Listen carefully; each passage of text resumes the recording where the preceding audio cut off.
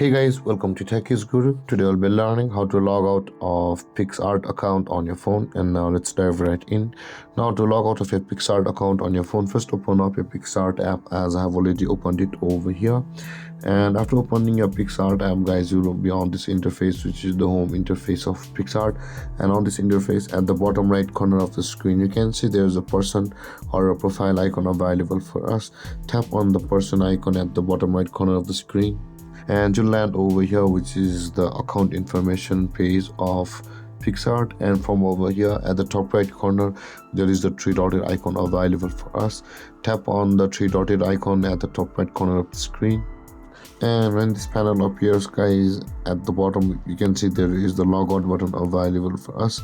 Tap on the logout button over here and tap on the yes button, and then you'll be logged out of your Picsart account online on your phone. And with that being said, guys, this is how to log out of your Picsart account.